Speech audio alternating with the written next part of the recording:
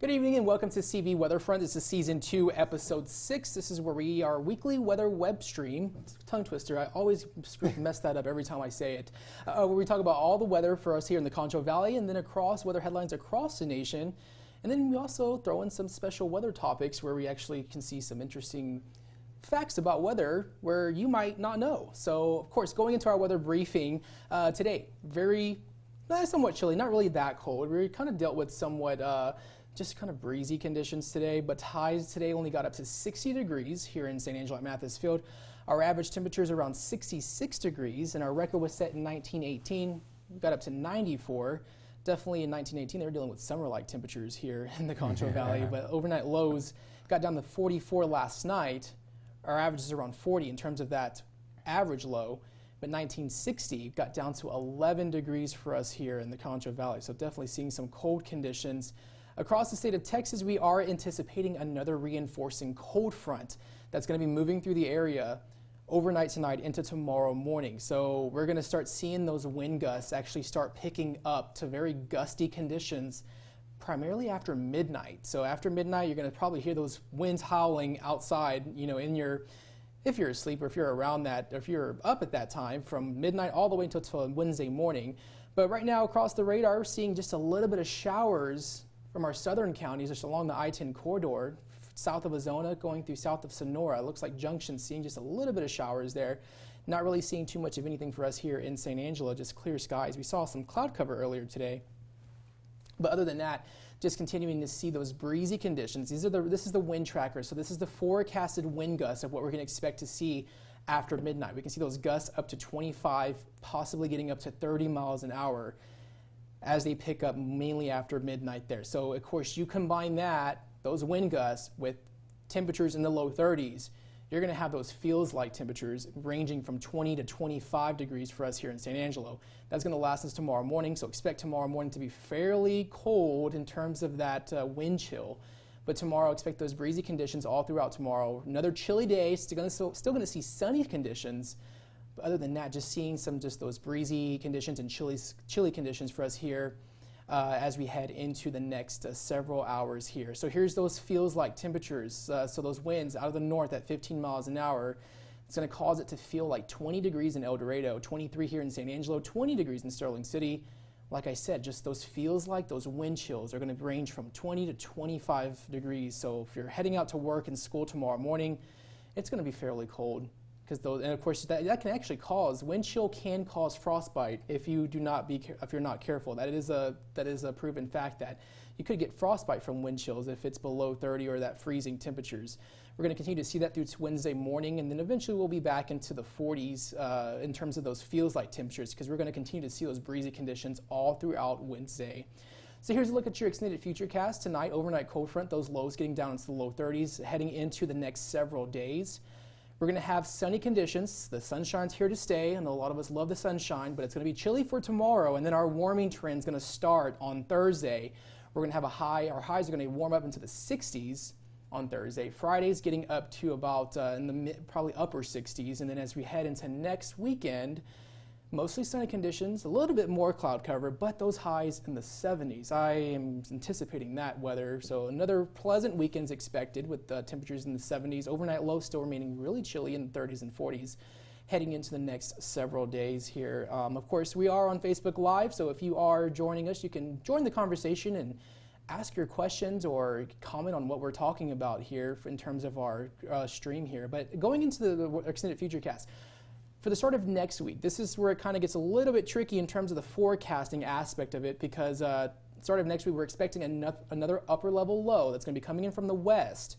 That's going to be increasing our rain chances for Monday, possibly maybe Tuesday into Wednesday. Models are not agreeing on the timing of this particular system and when our rain chances will be here in the Concho Valley, but we could see some rain chances for Tuesday and Wednesday going into Tuesday morning there. And of course, I know this is one of those seasonable lows that are going to be coming through, so we could see some isolated thunderstorms with this heading into the start of next week. But other than that, just continuing to see breezy conditions for tonight, cold conditions for tomorrow, and then that warming trend for the next several days after, starting on Thursday. So that's kind of the big picture of our weather story. So here's our atmospheric energy map across the entire U.S. Usually when we look at those weather systems, we see the higher amounts of atmospheric energy, which is known as vorticity in meteorological terms, and that's where you see those dark red colors. So that's that system, that's what you see right now over Texas. That's our system that's moving through here now. That's that cold front. Of course, it's a very dry cold front, but there is a low, upper level low that's centered around just north of Texas there. We're seeing some dry conditions for us here in San Angelo. You'll see that move off towards New York, Washington, D.C., and then quiet conditions expected from Thursday, Friday, Saturday.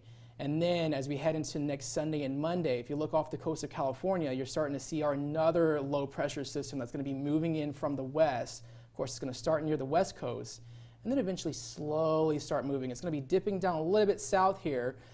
So that's where it's caused us to think that we could see some thunderstorms with this particular system going into Tuesday and Wednesday. But like I said, the models are disagreeing on the timing of that rain that we could see here in the Concho Valley. That's going to be moving out of the picture, heading into the next several days there, but quiet conditions expected after Tuesday and Wednesday there. So of course, I'm looking forward to the 70-degree temperatures, and some of us are still dealing with some dry conditions, but we could use the rain in some locations. I know Crockett County dealing with a little bit dry conditions, and of course, areas of McCullough County dealing with dry conditions. Do we have any viewers? We do. We have 71 of you watching right now, so welcome to 71 and each and every one of you. Yeah, well, hopefully you're having a warm night because, like I said, if you're just now tuning in, of course, it's a little bit chilly outside, but it's going to get worse tonight, after midnight, tomorrow morning. Temperatures in the low 30s, those wind gusts up to 30 miles an hour. So bundle up tomorrow morning if you're watching us, if you're just now tuning in. That's what we just talked about there. But looking at our weather headlines for across the entire state of Texas, last week we were dealing with some severe weather in certain locations of the state. But this was in North Texas, near Cleburne, and this woman was driving along a flooded road. They're dealing with flooding situations, of course, around the Dallas-Fort Worth area. And a woman was driving along the road, and her car ended up being swept off that flooded roadway. So it's one of those reminders. What's the saying, Aaron? You know it? Turn around, don't drown. I think there's a song, too. I've never heard of the song. You haven't seen the Weather Service post the song? I have not seen the weather song, and I think that you should sing it for us. No, I'm not singing the song. That's not happening tonight. You can go look that up. Right. It's so on the Weather Service. It only takes a little bit of water to sweep you off a road. So, of course, this woman was rescued. Thankfully, she was not injured.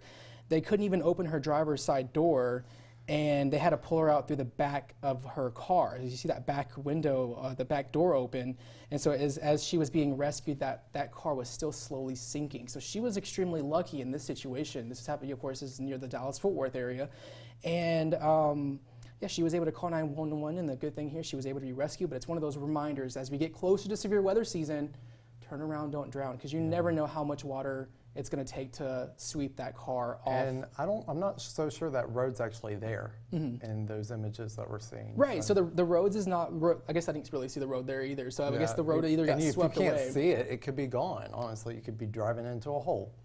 Right, so on the other end of the weather spectrum, this next video was actually a village in, I believe, Turkey that was buried of snow. Wow. A lot of snow happened, and man, this village was completely submerged of snow. You only can see the tops of those houses, and they're trying to dig their way out.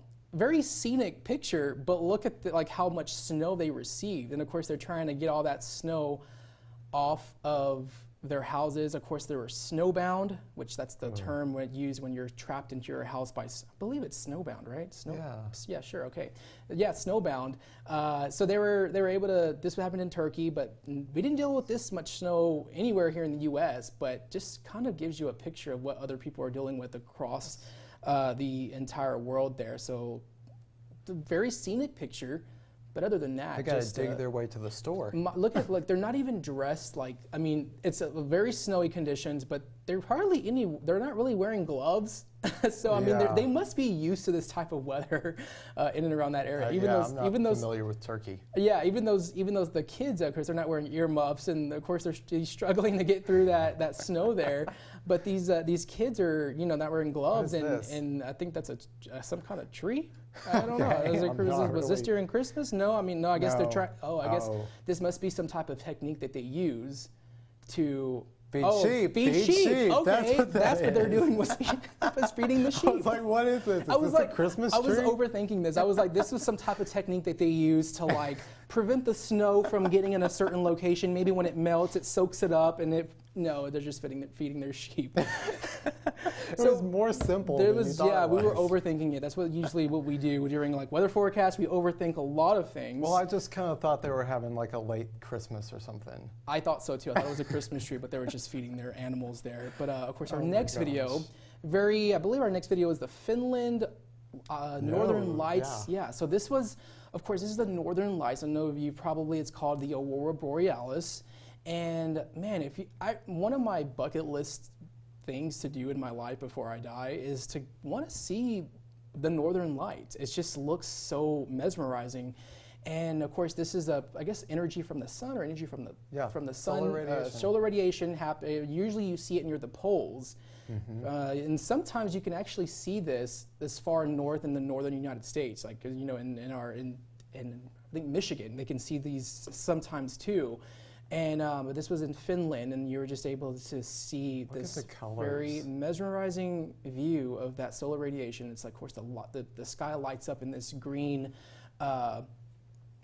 Green colors, and that's one of my bucket lists. I just sometimes wonder if in person it's just more mesmerizing and more vibrant. It makes you than think what we see on camera. Right, I bet you the camera doesn't do this justice. So it's just one of those things you have to kind of like see for yourself, and that's one of my bucket lists to do is to see the Northern Lights. That dude's not adding much to it with his little flashlight. True, I don't know why he's pointing his flashlight up at it because you don't really need the flashlight to see that. But even with the city lights in the distance there, you can still see this situation off the course of when it happens. And maybe he's taking a picture. Oh, for Instagram makes or something sense. like Yeah, that. because look, it looks like he's actually shooting those like. Yeah, that's actually kind of cool.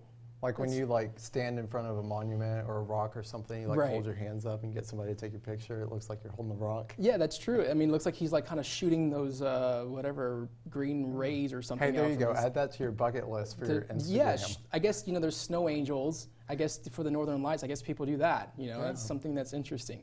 And so our next video is, I believe our next video is usually, I think, the seals in the Balkan Islands of somewhere. Yeah, there they are. There's these seal or walruses. Are they seals or walruses? Walruses. I should know this. I believe they're walruses. No, I think they're seals. I'm not a marine biologist. Gosh, I need a close up.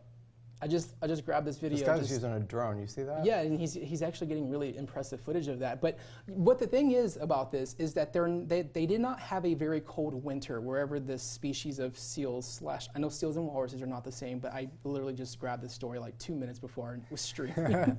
And from what I gathered about this is that the winter in this area was not cold enough, and it usually is not giving the necessary habitat that they need to actually give birth to their pups.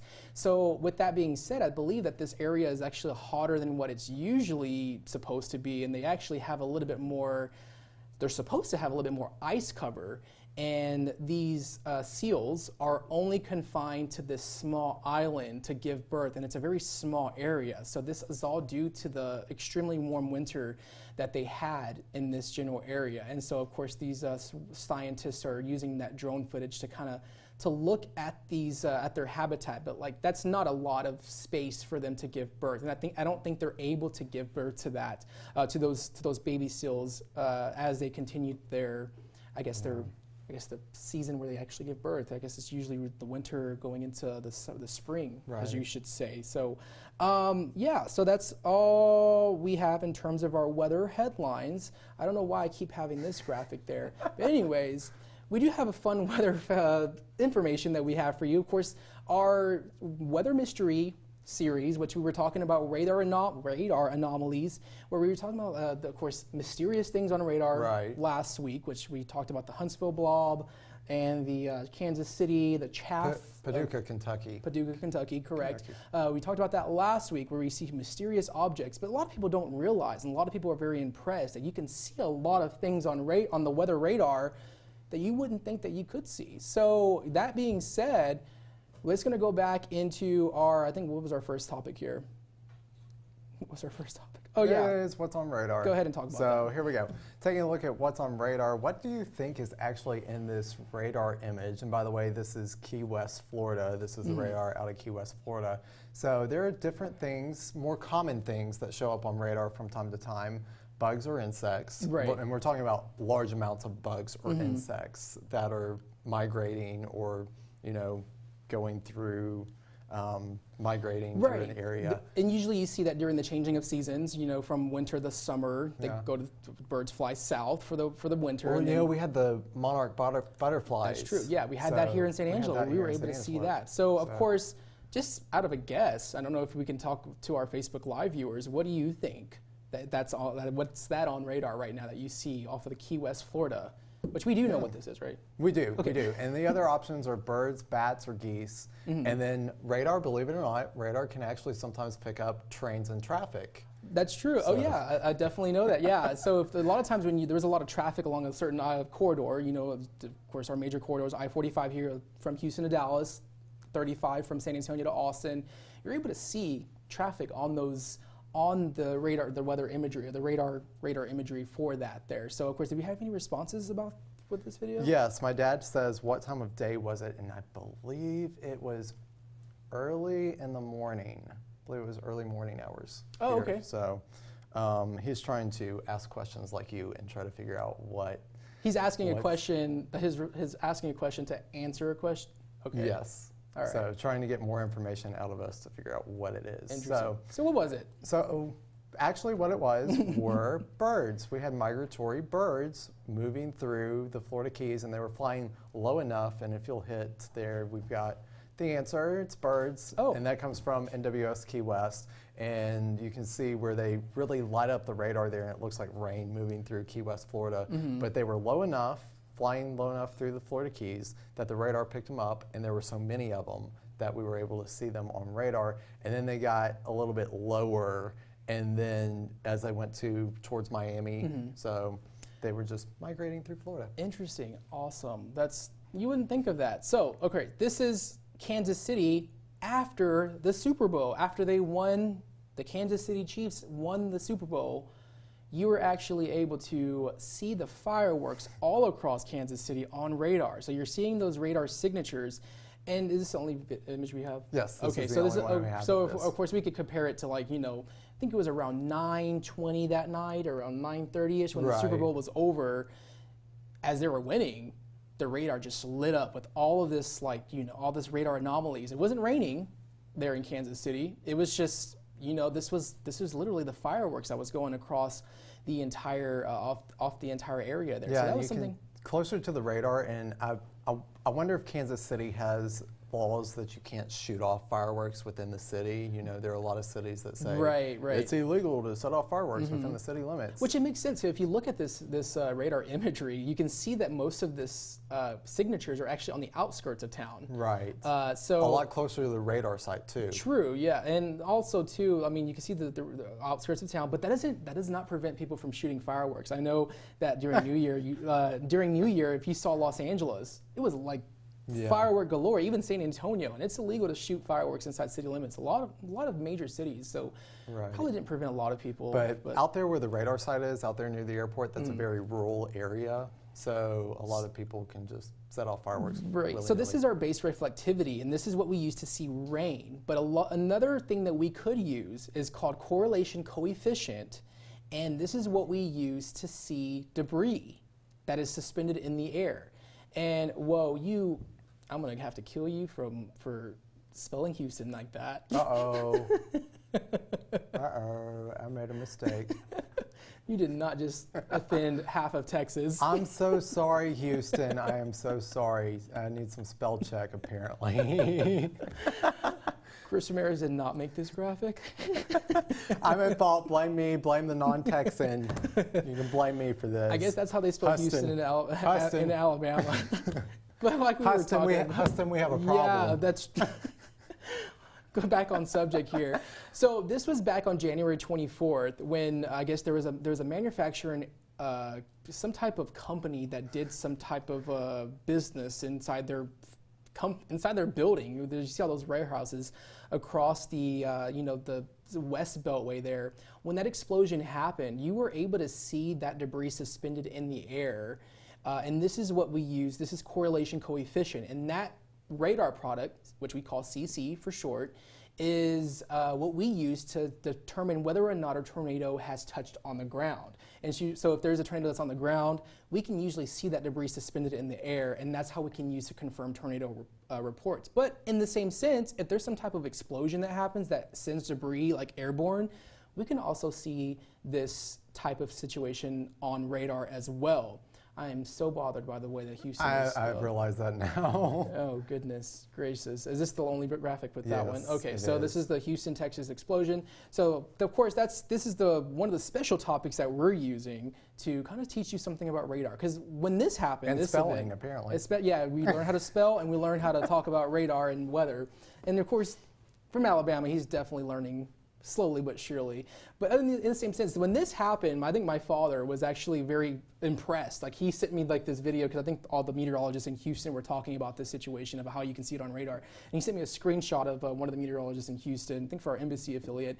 And he was like, wow, I did not know that you can see stuff on radar. Yeah. And so people are it's really interesting of stuff that you can see and what you can't see on radar, and trying to determine that there. But our live stream always ends in a interactive activity here in terms of now making ourselves look like a fool when it comes to putting stuff there. So, of course, this is our radar bands game that Aaron thought of last week. We played this last week, and people thought it was really funny because, of course, I look like embarrassed. But do you have the materials? Yes, I do. For it? And Okay. I'm going to slide over here and grab it, and then slide back.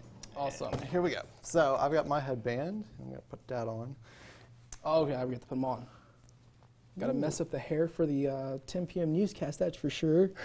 That's okay. But it's okay. That's okay. Nobody this cares. makes my eyes like Am I still in shot? go Oh, down. I'm still in shot. Here we Okay, go. so explain the game. So we have to wear these headbands. It's basically that app game where you like kind of put similar the to that. card. Go ahead, explain it. So it's similar to headbands. This is called radar bands, and we just learned radar can see all kinds of weird things: birds, insects, bats, animals, fireworks, explosions. Yes. And so what we're going to play there are some different words in this box, and we're going to draw from them. And I'm going to let Chris go first. And what we're going to do is I'm going to give him questions. He's going to ask questions. Oh, I or just I'm going to looked give at it. hints. My bad. And So I'm looking at it. Is it right side up? it's upside down. So flip it over. Y'all probably can't see this So from. I will let y'all know what the word is. I'm going to type it in the comments. If you can't see he's typing it in the comments the right comments, swipe to the left so you can see the comments. I can't see what's going on because I'm not looking at the comments. So Aaron could look at the comments. I don't know exactly what it is. So Aaron's going to have to figure this out. All right. Did you do it? Got it in there. So Okay. here we go. So I have to ask a question. Yes, that's how the game works. Is it a weather-related situation? Yes, it is. Clouds. It's not it does have to do with clouds, Wind, but it's storm, not a thunderstorm. No, it's not a thunderstorm. Is it something where it's like active weather? Yes, it is active weather. It does deal with active weather. Is it like rain? Yes, it is rain. It's rain? That's Yes, the it's answer? rain. Okay, Raindrops. cool. I got So- that. What point for me? Yep. Okay. So kind of got the idea of how this is going to work. That's how it works. So how does this go? Like that. Okay, cool. Put this on my forehead. And I will let you Okay, so he's gonna type out. It's going to show up as me. It's not going to show up as Chris. So Yeah, so if somebody's asking, who's going to type when it's Aaron's turn? I am. I'm typing. There it is. Oh, but I'm typing as Aaron, I guess. Yeah, that's what I was trying to explain. Okay, I'm typing as Aaron. I just typed it in. So what am I? I can't ask that question, can I? No, you can't. So am I a meteorological thing? Was that too broad of a question? Yeah, you are. Okay. I mean, yeah. Am I a type of something that falls from the sky? We hope not. Am I something in a thunderstorm? No. Am I a weather instrument? No. Okay. Am I common? Yeah. Okay. Hurry up. Do you use me? Yes. That's a weird question. Go ahead. Keep answering your question. We're running out of time. How about, am I a cloud? I'm going to give you a hint. You're above a cloud? Above a cloud. Okay. Am I a satellite? No. Am I, oh, geez, a radar? No. It's in the sky. It's in the sky. What's in the sky? The sun? Am I the sun? Yes, you're the sun. Got Is it really? Yeah, that's the sun. Okay. Here, I'm doing this fast. Okay, here we go. Or you can play at home and try to like give us pointers of how to, how to do this game here. But is that right? Nope. Okay. Okay. The word is, okay. Here we go. Oh, I have to ask. Okay, am I a something that I use every day? You could say that. That really helps me out. Is it something that do I fall from the sky? I hope not. Unless you're in a movie. Okay, something else? Is it something that's hot? It could be, depending on your climate control system. Oh, is it AC? No, it's not AC. Oh, is it goodness. Is it a weather event? No, it's not. Okay, is it a weather instrument? No. Okay, is it a goodness? You gotta give me a hint. Lifeline. Okay, so lifeline is you go here every night. Bed? Where is your bed? In my apartment? In my house? Yes, your house. Oh, it's a house. I think you had that last time. Okay, I just don't understand, like, that really, okay, sure, all right, go ahead, pick your, I'll give you that. probably have time for like one more maybe. Okay, here we go. I'm looking at myself on video and I look very goofy. Right side up or upside down? Upside down. Go ahead and pick another one. Pick another one. You want me to pick? Because you're not gonna get that one in 2 minutes. I'm not going to get anything in 2 We have minutes. 46 viewers. Somebody said, oh, we have cows. We have cows. We have houses. That's what we have. Okay. Okay. So am I a weather thing? Yes, you are. Okay. Do I fall from the sky? Yeah. You Okay. can fall I could fall from the sky, but not likely, right? Not likely. Okay. Am I a cloud? No. Okay. Do I have something to do with clouds? Yes. Okay. I don't know. No. No? No. Okay. Am I wind? No. No. Do I have something to do with the wind? No. If the wind were to blow at 50 knots, No, it would not. If this was in a tornado, would it be a flying projectile? No, it would not. Oh, let's hope not. Is this something that's normally on the ground? No. Again, I'm getting frustrated. Is it in the sky? It is in the sky. Okay. Is it? It's not a cloud.